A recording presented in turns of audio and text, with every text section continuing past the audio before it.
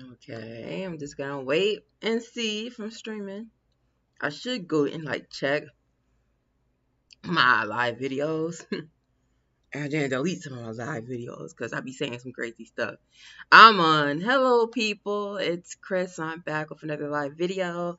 Today is day number 37 of my road to 339 pounds. 37 days is not that long, but I need to be making more progress. So if you don't know, my goal is to get to 399 pounds. It was December 1st. Now I'm pushing it towards the end of the year. So get down to 399 pounds by the end of the year. I started the journey off at 494, but 494 pounds, but then I went up a little bit more than that. Uh, Weight started fluctuating. Found out I have PMDD, which is premenstrual dysphoric disorder, where my weight just can't go away. It just keeps coming back, even more than anybody that has a PMS. The hair is kind of a mess. Let me fix it a little bit. Uh, so I'm working on my PMDD this by the end of this week. Friday, I have an appointment with my doctor, and I would hopefully start getting on some hormonal therapy to regulate my period so I don't crash every single month like I have been crashing. Right now, the goal for this week is to eat a meal once a day. I have a thing of watermelon here. Not that many seeds in this watermelon. Let me put my bed down so I can have a place to put my watermelon. Uh, Eat once a day in the morning. Get it out of the way in the morning, and try to eat as healthy as possible. Today I probably not eat as healthy, but I have some watermelon,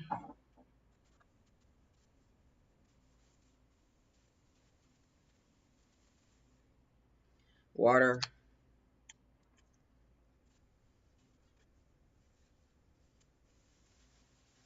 cheese stick,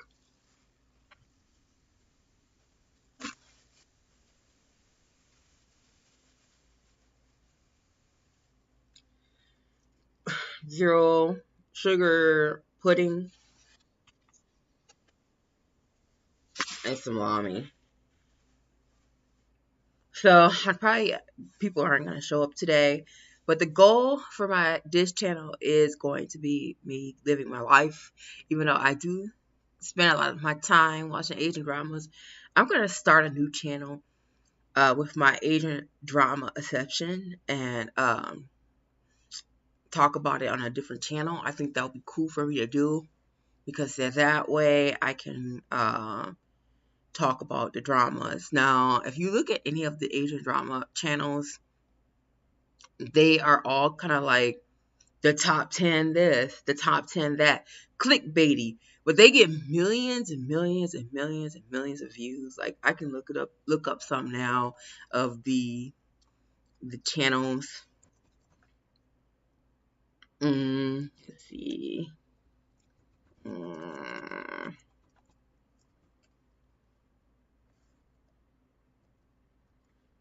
like, okay, this person right here, my 10 drama, I think my 10 drama hit me up like a year ago. Maybe it wasn't. Let me go checking my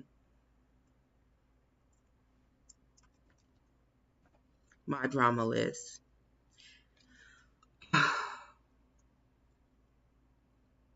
Yes, this was 9 months ago. This person created their channel 9 months ago, and they hit me up saying, can you subscribe to my YouTube channel? I post 10 drama videos. Channel name is My 10 Drama. And I was like, sure, yeah, I can subscribe to your YouTube channel. You won't see me subscribe here because this isn't my major account, but like I'm subscribed to this channel on my regular account. And so they started this channel like 9 months ago. and they're getting they're getting, I don't know how much subscribers they have, but as you can see, they're getting millions of views just by listing, like, or maybe not to get millions, but they get a couple hundred thousands, whatever, thousands of views, put it that way, just by starting their drama channel. And they don't even give commentary on the drama.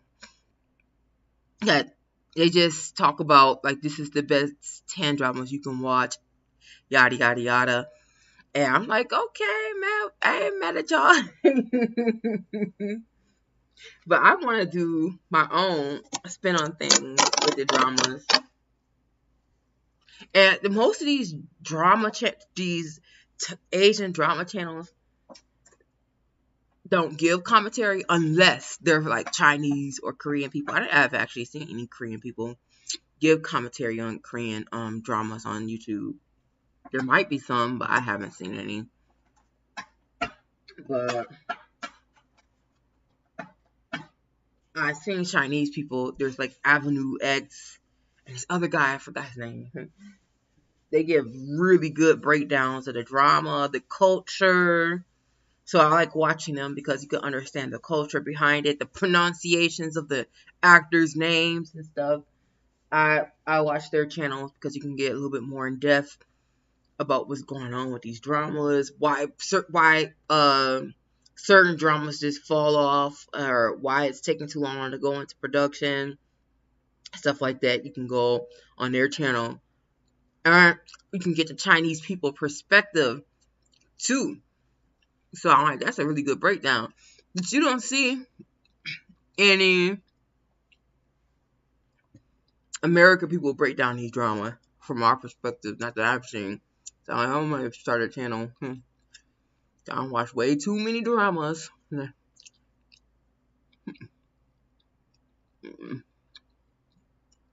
So today, eating salami. This is like uncurd salami, curd, if I'm saying that right. Peppered salami. I'm gonna get my protein in. I still have a problem with my taste today. This morning.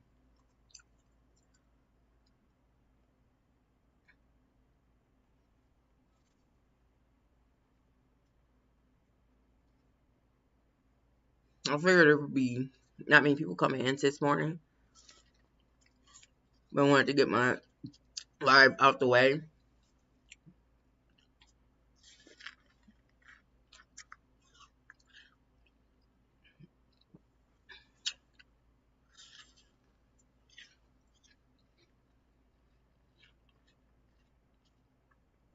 A 24-hour fast.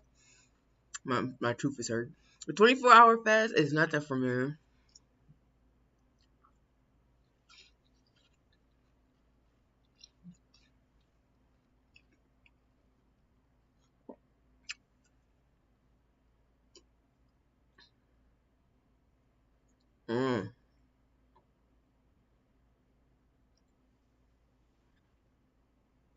I can easily do a 24-hour fast.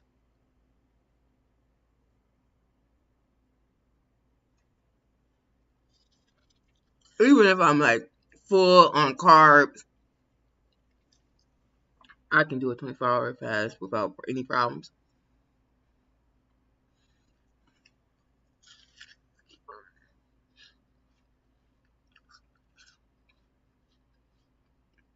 It's definitely hard to eat this with this missing tooth.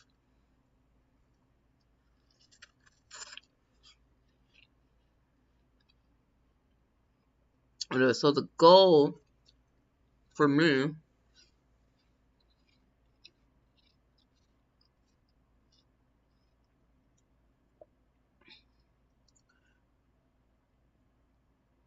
what was the goal, girl? For my oral health, the goal is for me to try to get some dentures put here so I can chew better, talk better too.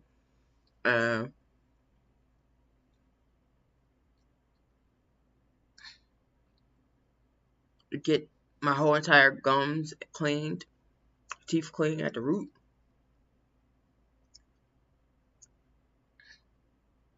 And try to preserve what I have. You know, the front teeth feel weak and the bottom teeth feels weak, but the top two teeth feel weak. So I don't know how much I can preserve, but we'll see.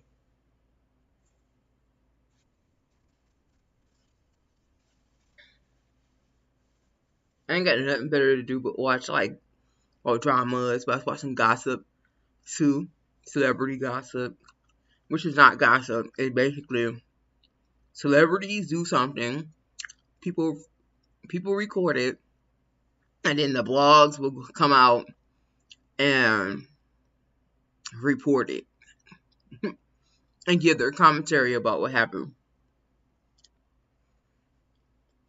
So I used to like watching it, then it got overwhelming.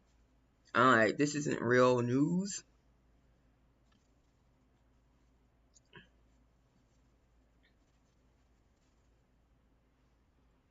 But and it's always the same stage. Like Cardi B was at the Wireless Festival, or she was somewhere, and somebody grabbed at her, and she hit him with her microphone. And then Nicki Minaj, a fan, was taking a picture, and she shoved them. And I'm like, it's a coincidence that y'all both have scuffles with y'all fans.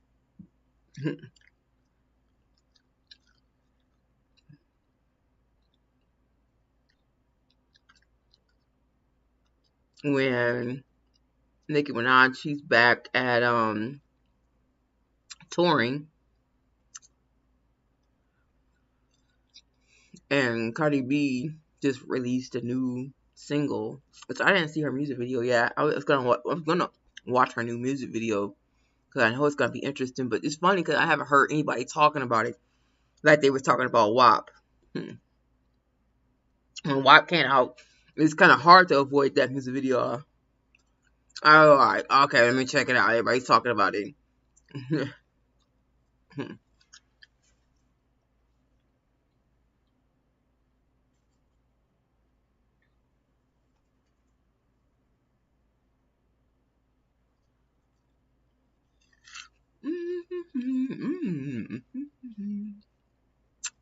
Doesn't taste as good because my taste buds are messed up, but it's alright.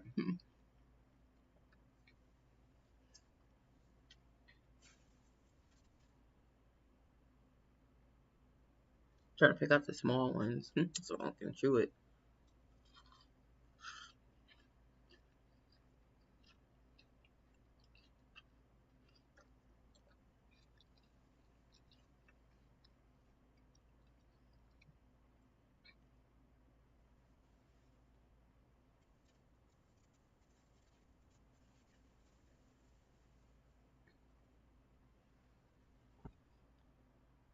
I was watching DJ Academics. I watched DJ Academics years ago.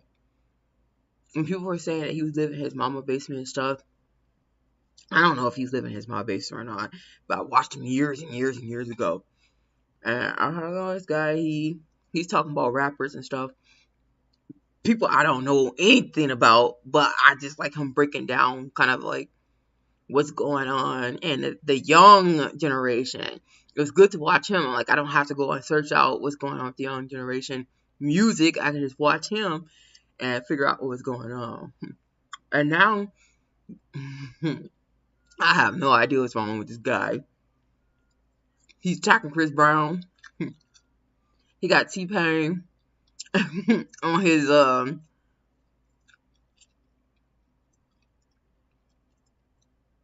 he got T-Pain on his podcast talking about Chris Brown got Princess Complex, which wasn't what he meant. He just meant that Chris Brown just doesn't take it well when he don't get the numbers that he want for his album release.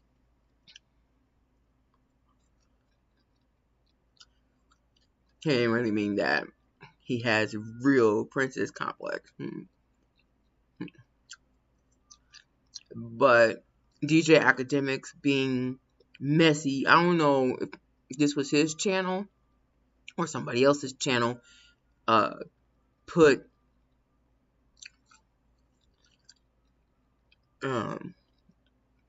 DJ Academics content on their channel. It's gonna put down that, oh, T-Pain said Chris Brown have princess complex, trying to mess up that relationship right there. That's crazy. Then you had Candace Owen on his stuff. I like Candace.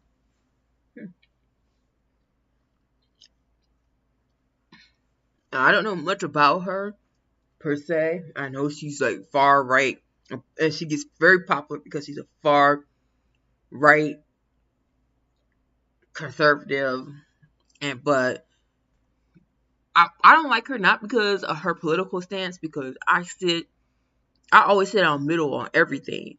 Even though right now with my current situation, I'm left leaning, but in my current situation, I also see why being on a right is a good thing, because some of these government programs that I'm using right now are very they can hold you, but keep you stagnant in life and not wanting to move forward. Because right now, with my current situation, even though I'm moving forward, I'm getting out of the situation. But say if I start a job right now, or the housing I'm living in is subsidized. I need to live in subsidized housing. I'm not making that much money. And I'm glad before I lived in subsidized housing, I was living off of savings and whatever I was getting with SSDI. So I was living off of savings, and when I was getting SSDI, I was paying thousands in rent. Again, I had signed up for this place a year before I had moved into my other place, and then I moved here, and I was making, they were asking me, you know, if I want to move in. I'm like, even though I don't want to move here, I have to because I'm not making that much money anymore. And I basically ran out of savings. So yeah, I live in subsidized housing. If I start working, which I am looking for work, it's just I've taken a break from looking from work. If I start working, my rent will go up. So it's not like I'm catching a break when I'm working and getting more money from working. My rent will increase if I start working.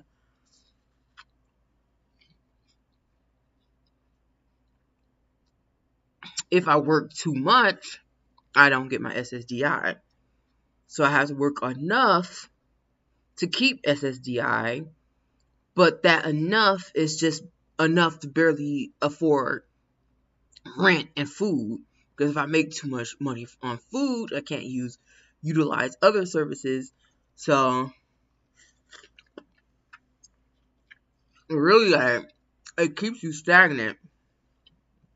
So it's like, obviously, if you're making a lot of money, you're making more money, you can afford rent. But if you're making more money, you can afford more rent. But you can't make enough money because you're not going to stay on SSDI. If you say, I don't want SSDI, and you just start working, and your health issues come back, then you have to go through the system again to try to get your SSDI back. Or you go back or you try to get on like unemployment, which is basically going through the system. So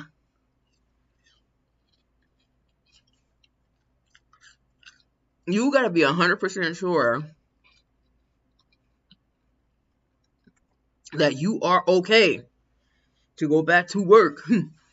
So that way, even though it's probably easier for you to get back on SSDI, because it take like 4 years. Because I started my SSDI.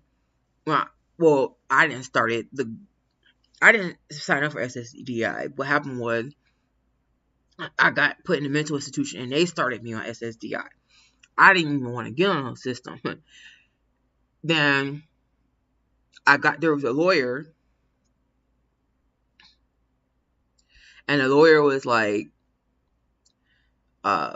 you are trying to work, so we're not going to work with you.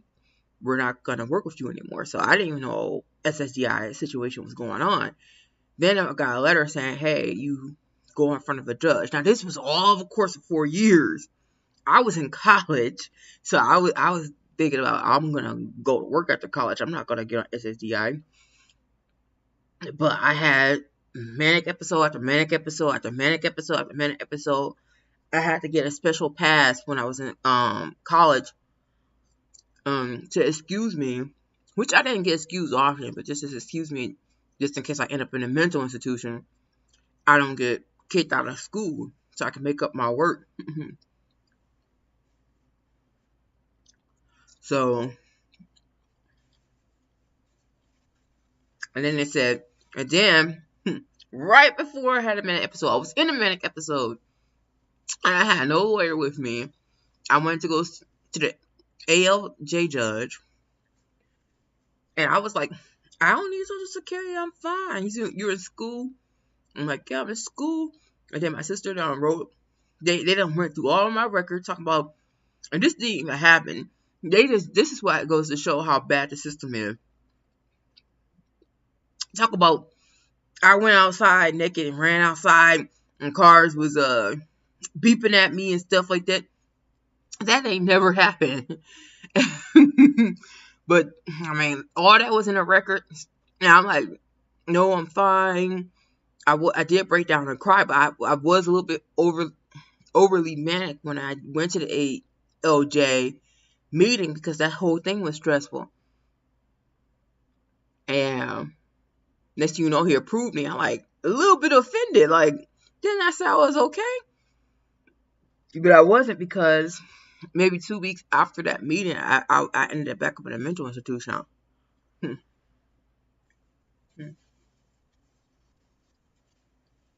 So I'm kind of grateful for it. And I appreciate the system we have in the United States, where if something happens, if you're working hard, like I was working, that something happens to your health, your physical, mental health, there is a system that will help you. But 4 years to get on that system, some people don't have family like that to wait 4 years. So they just try to work in their bad mental health. There's no way I could have went to work all those 4 years the way I kept breaking down over and over again. No way.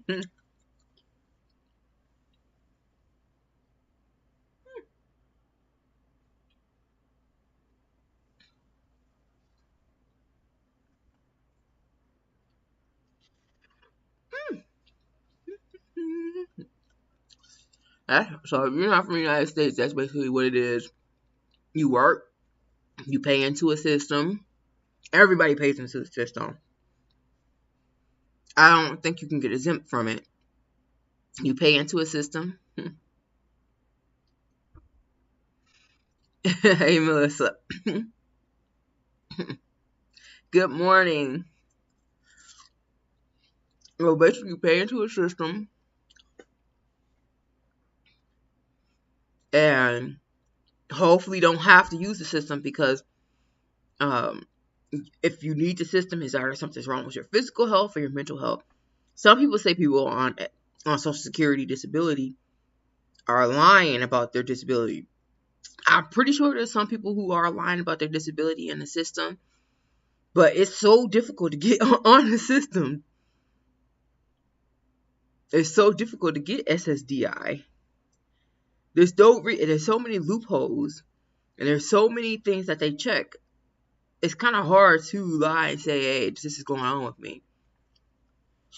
Alright, if SSDI, or Social Security Administration, asks me they usually have like a checkup.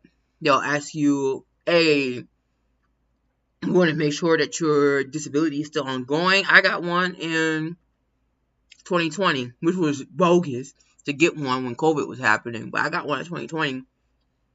And I was like, yeah, my disability is still going on. But I have the paperwork to prove that. I was in a mental health hospital like several times, and I had a major car accident, so I had a physical disability. I was in rehab. There's so much evidence that I could use to prove that, hey, I am not fit for work right now. I wasn't fit for work at all. There's no job I could have done, no physical job I could have done, and no stay-at-home job I could have done. Right now, I feel like I could work. I feel like I can work from home, but on the other hand, I keep crashing every single month.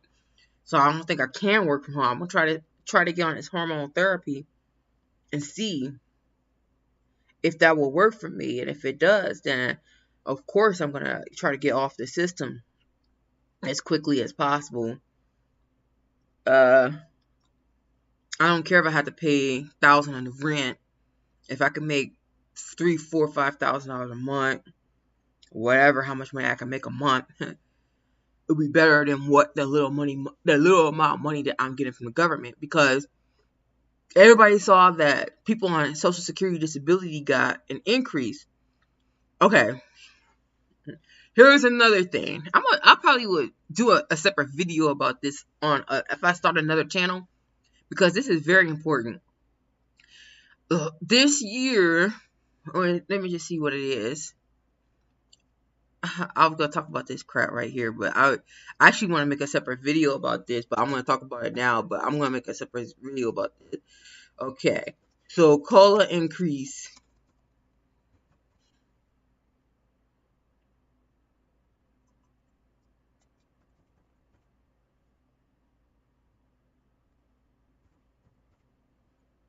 Shoot, oh my god.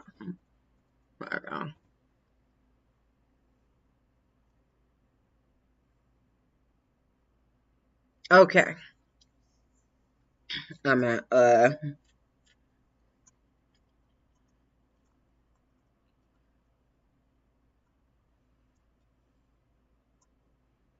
oops, that's not coming down. That's not coming down. What's going on? There we go. Okay. COLA increase. COLA, COLA, cost of living adjustment. So every year, the government has a cost of living adjustment. And this year, the cost of living adjustment was so high. It was like 5.9%. Because cost of living just accounts for the inflation, which it never accounts for the inflation, but they try to make it account for the inflation. So when I saw that, I was just like, yeah, I need that increase. It was like an extra $100 or something like that. Nothing too big, but something I could use. Like, I could use an extra $100. But I'm like, okay, great. I'm going to get an extra $100. But wait, I'm in a state program where I did not have to pay for, the state would pay for my Medicare Part B, because Medicare Part B costs money. So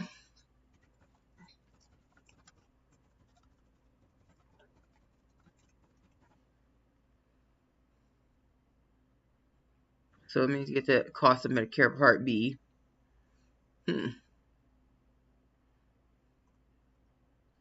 Yeah, so this is what I'm talking about.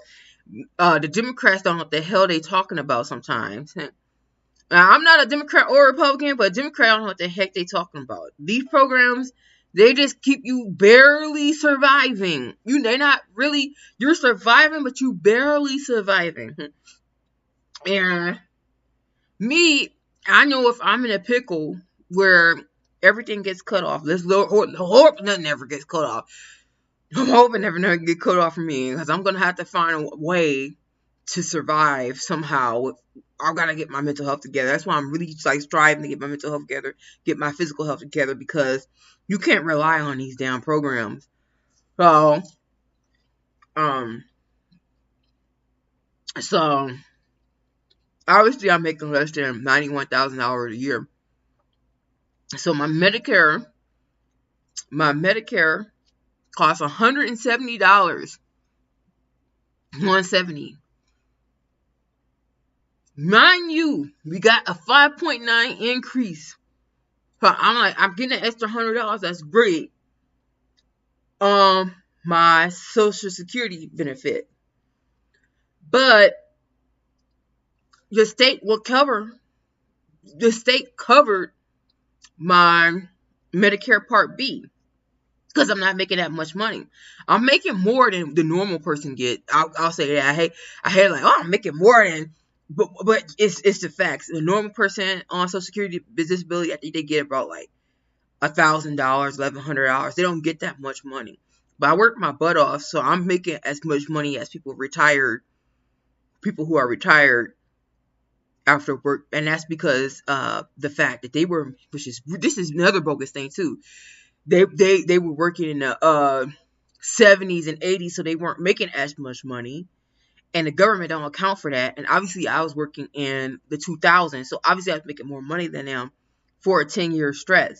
So I honestly know that I make more money than people who work all their life. I make more money than people who work all their life and retired, because they only count for the last 10 years that you've been working. It's stupid. It's real crazy.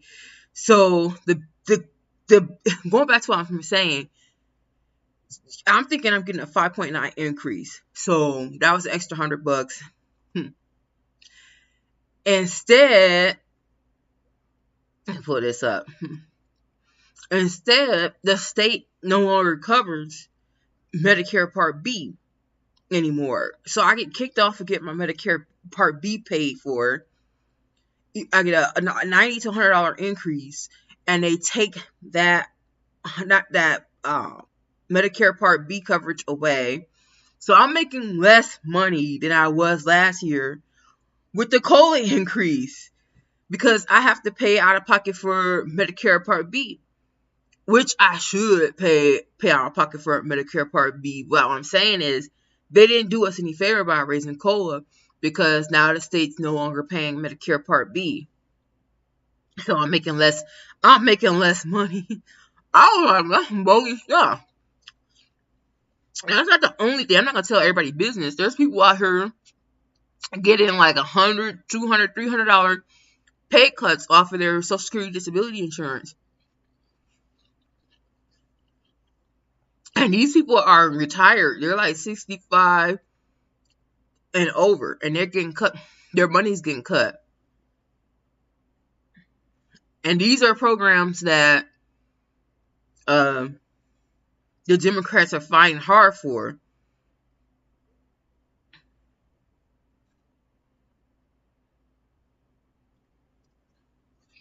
Now, don't get me wrong, I'm for Social Security disability insurance.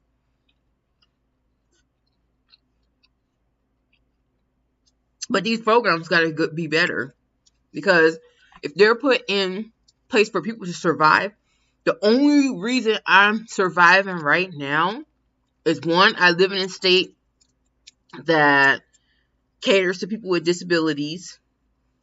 Two, I have a family that supports me the best way that they can. So if something were to happen to me, my family would be able to be there for me. I'm not going to be out on the streets.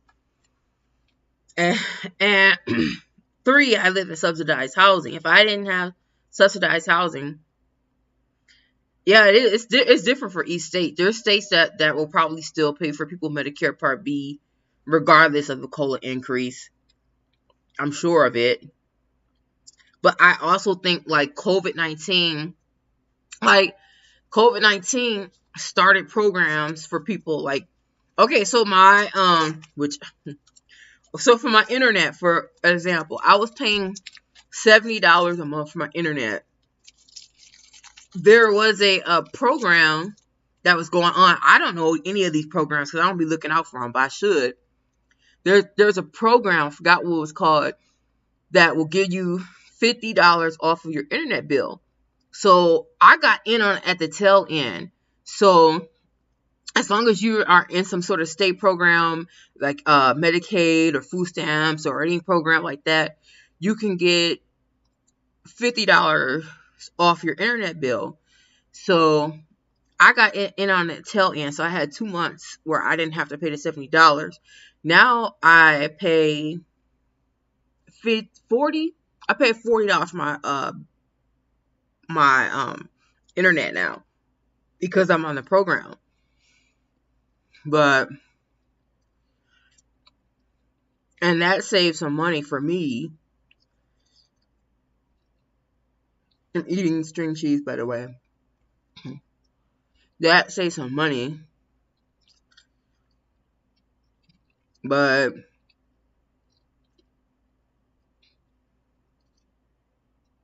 the COLA increase doesn't do anything for, like, I used to look forward to the COLA increase.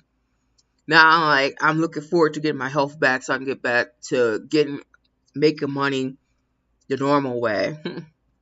Either working or starting my own business or doing something to make money so I don't have to rely on these programs. These programs are good temporarily, but like I said, they're set up to set you up for failure if you can't get out of these programs. So even though I'm left leaning, I do understand some of the right. That's why I'm like, I'm more of a centralist. These programs, I don't believe these programs are going to last 100 to 200 years. I think what's going to happen is these programs are going to eventually fade into obscurity, and there's not going to be programs like this in the future for the future generations. Like, I don't think SSI is going to be around 100 years from now. SSDI or SSDI, they're not going to be around for 100 years. It's not going to work.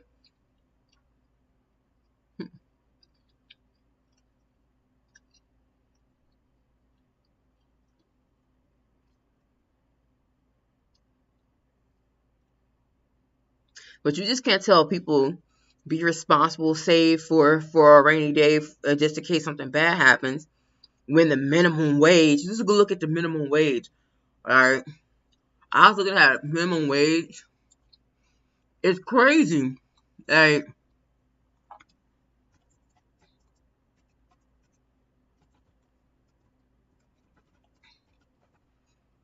I still got minimum wage by state.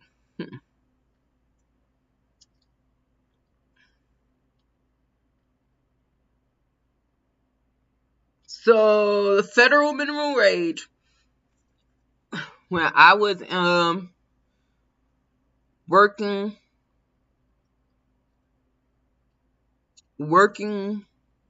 for a security company back in 2009, was $7.25, and still $7.25. The federal minimum wage is still $7.25 an hour. If you make $7.25 an hour, $7.25 an hour,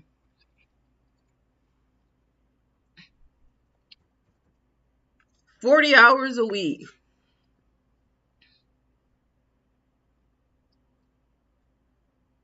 I make more sitting on SSDI than somebody who makes $7.25 an hour.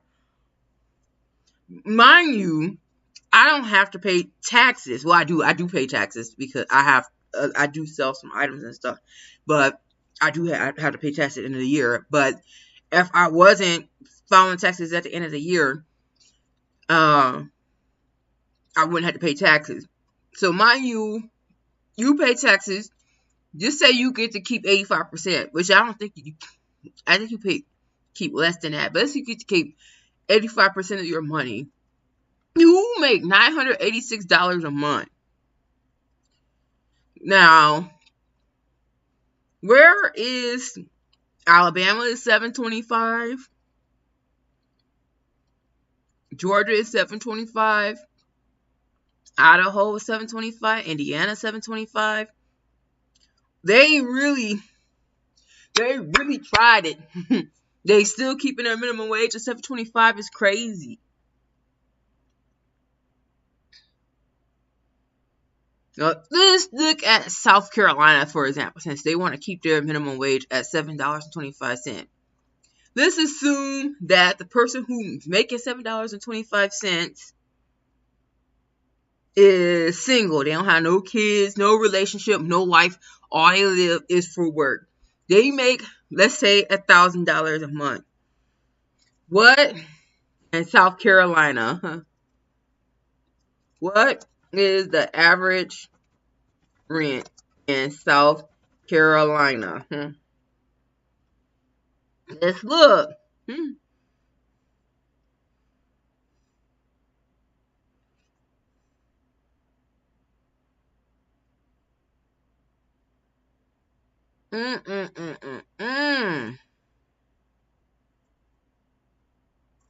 So the average, it looks like the average rent in South Carolina is about $900. That's crazy.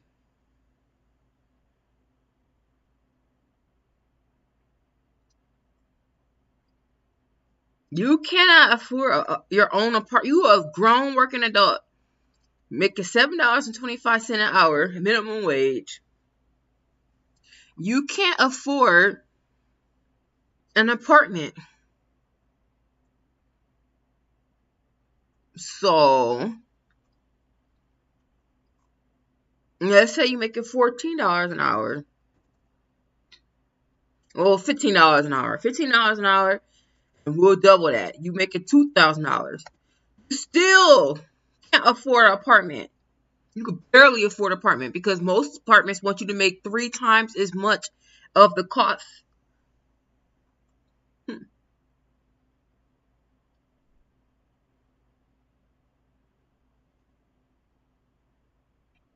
You said in your state, the program for low-income person is to have internet, have a very low cost for the net. With the government program, it's free. Yeah, that's pretty good. I guess it really depends on the state, like what the states have to offer you. Yeah, like each state is different. But it's ridiculous how surviving is really hard out here.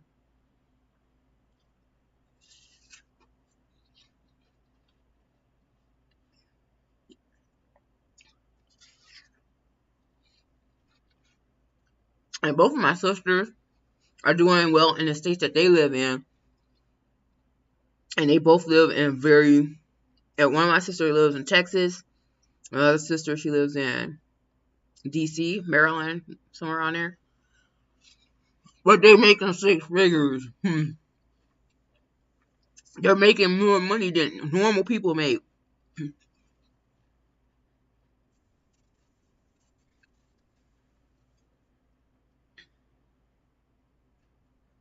And that's why these kids, because I was looking at some videos. I say kids, but I'm talking about people in their 20s. They're talking about linking up. They're saying it makes sense for us as a people to have relationships. Like we're meant to be in relationships with other people, and we're meant to be married and have kids and in a stable household. Sorry, looking like a mess, but so they're going back to that average. They're going back to that mindset where a 2-person household is better than 1-person household, strictly off the fact that one person cannot survive out here by themselves if they have a normal job. Even if you have a college education like me, you looking at maybe $50,000 to $60,000 a year. You ain't surviving off no $50,000, $60,000 a year in this type of economy.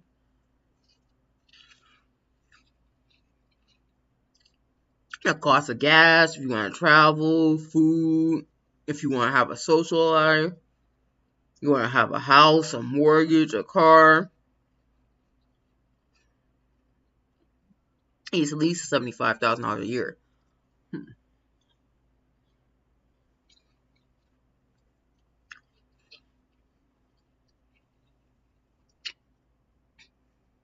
So if you on a government program like me, SSDI,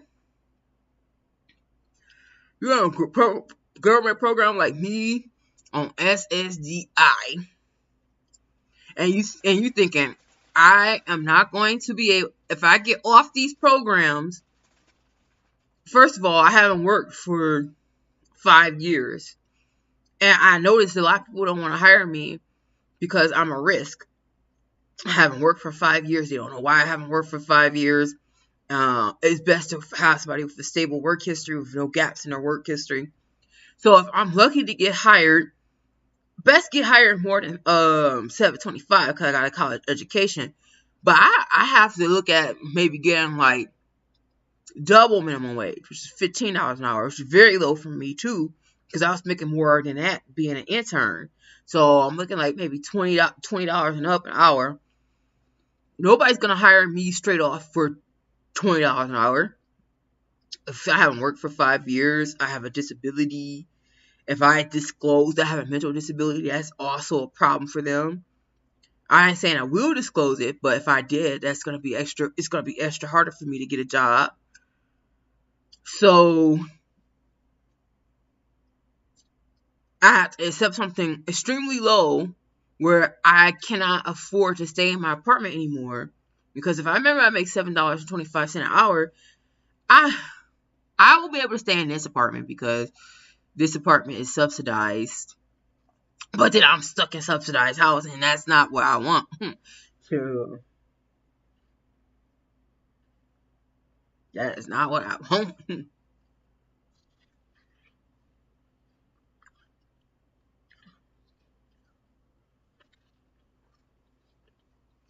I'm gonna get out of this situation though.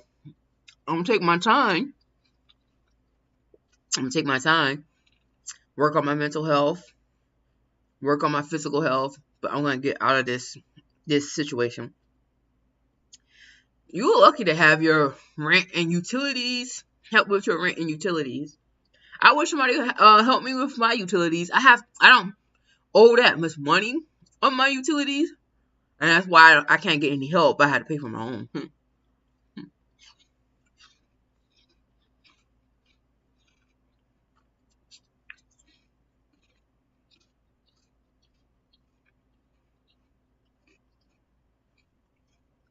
One day I'm gonna make a video breaking this all down. Not on this channel. I think I'm gonna start 2 more channels. Just a stuff channel and an Asian drama channel. I don't know how much I'm gonna keep up with those though. Dang, I got these fruit flies. This apartment got fruit flies. They don't take care of the fruit flies in here. I don't have as much as I had last year. But tons of fruit flies in this apartment. They sneak in under the door, coming from the outside. Or they come up the pipes. So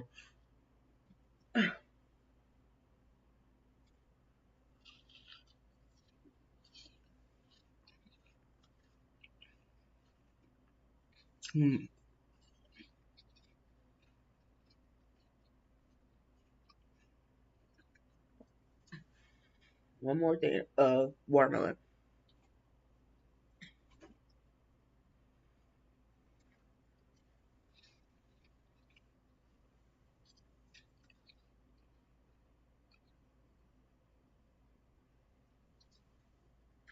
Yeah, the food pantries are good. I was getting, I think it's called Optage, and they would deliver food here.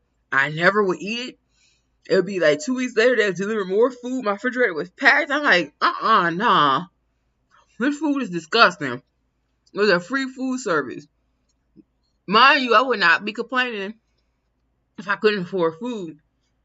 I would be eating that food, but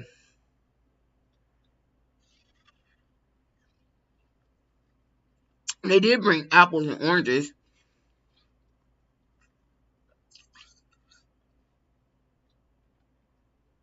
Like a Meals on Wheels type of thing.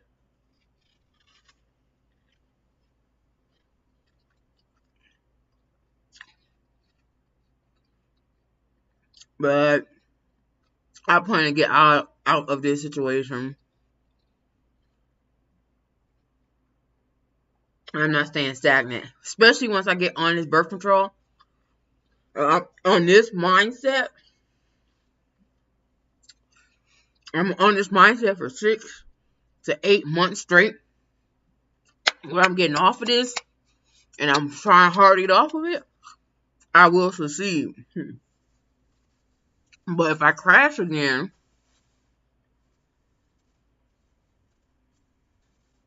which I'm trying hard not to crash, but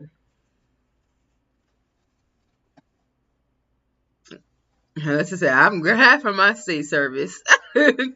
I appreciate my state services too. Like, I'm telling all my business, but I don't really care. It is what it is. It's my business, but it's not something that I'm ashamed about. I have a service. It's called Caddy. I didn't even know what it was, but when I first got here, they said, "Oh, because you make too much money," which I don't. But they said you make too much money on SSDI, so you don't qualify for Medicare programs, Medicaid programs, and state programs. And I was just like, well, that sucks. I don't make enough money. I don't. Now I'm not getting the services that I need. I need to be able to go and get health care. I can't afford anything out of pocket. Plus, I'm paying thousands of dollars in rent. And so when I first got here, it was very depressing because I couldn't get into the programs. And then they said, oh, if you working, you qualify for the programs. You just have to pay a premium each month. So I was working. I was working for my family, and so they said, yeah, you will qualify if you make a certain amount of money. So I said, okay, but you got to file taxes. So I said, okay, that's fine. I'm cool with filing taxes, whatever. So I was able to get on a program, and I got on it's not called Medicaid here. It's called medical assistance. I got on medical assistance for working people. And so so they said, hey, would you like to be on a caddy? I'm like, what's a caddy? So they told me about the program and the services they offered, like the Meals on Wheels program. My hospital bed is from my caddy waiver. They gave me a bed before I was able to qualify for this. So I have a bed. They gave me a microwave. They gave me some utensils for my kitchen. They gave me a lamp. They gave me 2 lamps. So they just gave me some stuff around my house. And then I'm like, oh, that's pretty cool. And then they gave me they paid for my social security. They paid for my security deposit to move in here. And I was like, wow, that's something that's not in Florida. You're not gonna find that in Florida. You're not gonna find it, as far as I know, you're not gonna find it in Arizona. That was pretty cool, and that helped me out because I had to pay thousands of dollars of rent over at my other place and pay rent here. So it was good to have those other services in place to get that stuff here. So I was like, okay, that's a really neat program. Uh, but I would have never got that if I wasn't working. If I wasn't working, I would have never got into that program. So that's something to think about.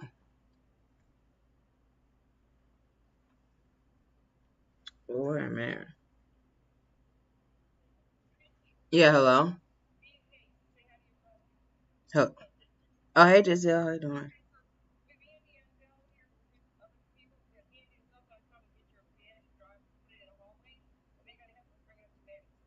Oh, you come? Are you coming now? Oh, okay, I'm on live right now. I'm not. Y'all can just come in here. I'll have to get off live soon. All right.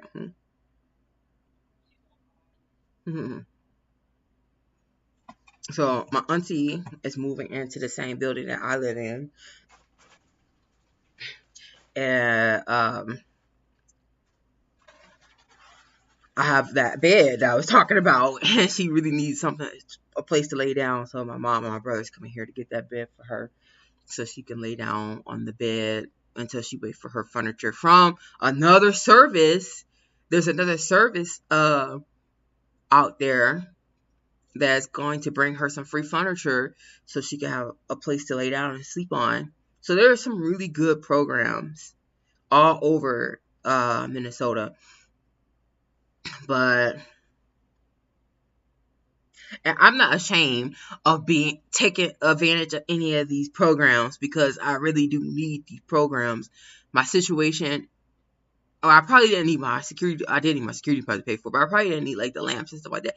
But I was like, well, I could use them, so I can get them. And I needed a microwave. I could afford to buy a microwave at the time. Now I probably wouldn't be able to, but then I had little savings. But I need to save the money because I'm paying back thousands of dollars of rent. The whole situation would not be possible without family and without these services in place. But I need to find a way to strive on my own.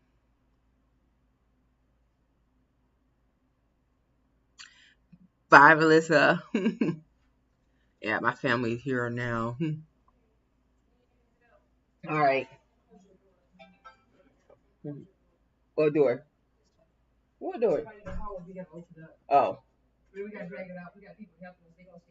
Oh, okay. Oh.